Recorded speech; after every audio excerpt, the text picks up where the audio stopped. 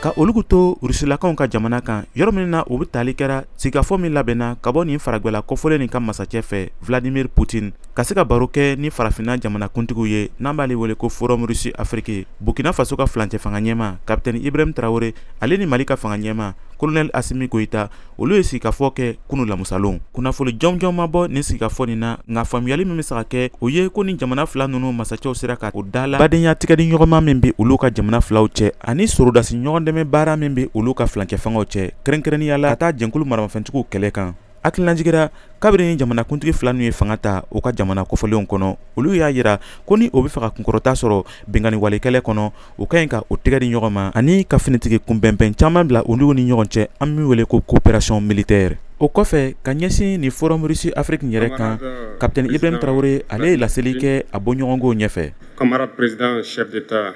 africain, nous sommes là pour anw bɛ yan nin yɔrɔ nin na yaasa ka se ka ɲɔgɔn baro ɲɔgɔnya ka taa an ka jamanaw yɛrɛ siniɲasigi kan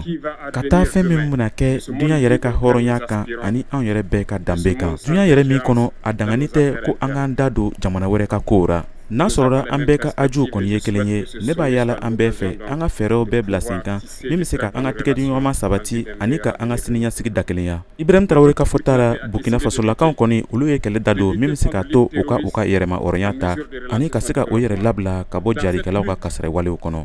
Nin tun ye Kadɛrɛ Traoré kumakan ye ka bɔ Wagadugu, Burkina Faso.